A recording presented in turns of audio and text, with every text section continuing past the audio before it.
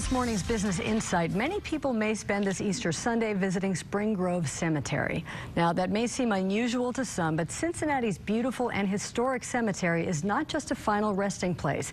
It is a destination for the living, filled with elegance and history.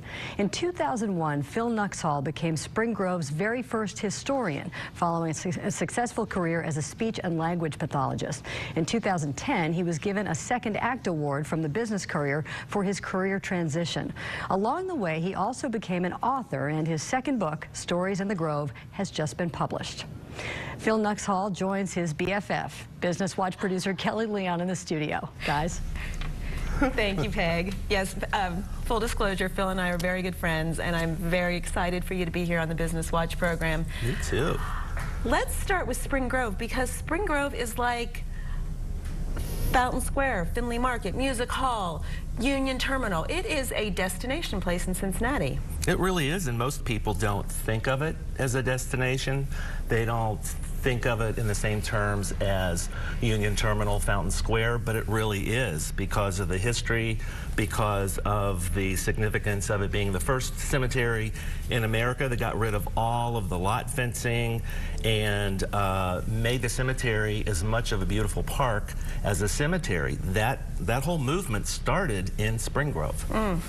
So you went there in 2001, kind of transformed your life. You became, and I'm surprised that you're the first historian, because this is such an historic place. Tell me how that came to be with you, that you recreated yourself. Well, I think I was more surprised than anybody.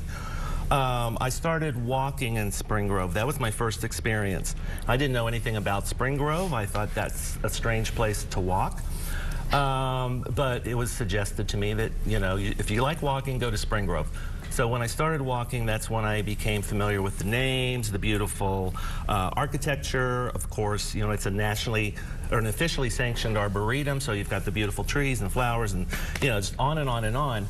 And when I finished a volunteer sculpture inventory project with about 40 other people, I was hooked, and I wanted to continue doing something in some way at Spring Grove. And that's when I went into the office one day and I asked to speak to their historian, and I learned that there was no historian. Wow. And this is the second largest cemetery in the United States. Wow. I think, you know, the most magnificent history, architecture, landscape, everything.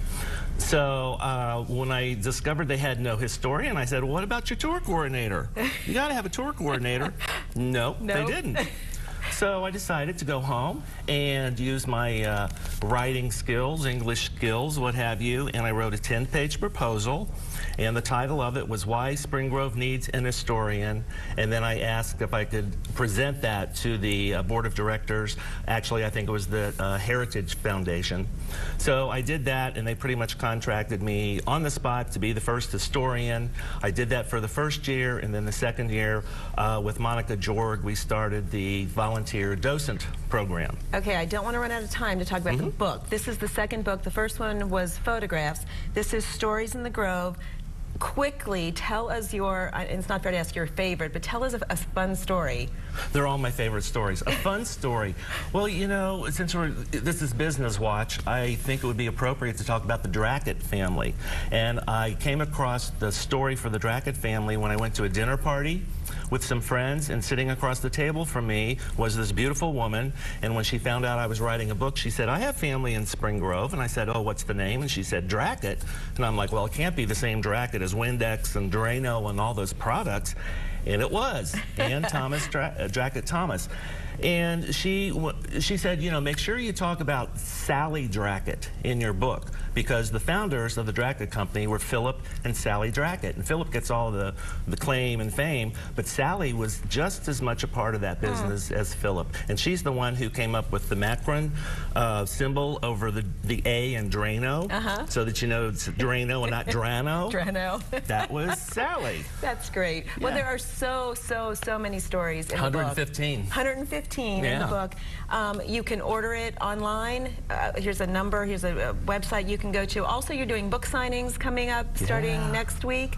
Good luck with that, Phil. Thank you. And thank you so much for being here on the Business Watch. I love it. So appreciate it. And Mother's Day, Father's Day is coming up. You betcha. Good idea for that. Thank you. Yeah. Peg, we'll send it back to you. All right, thanks, Kelly and Phil. He needs a longer segment.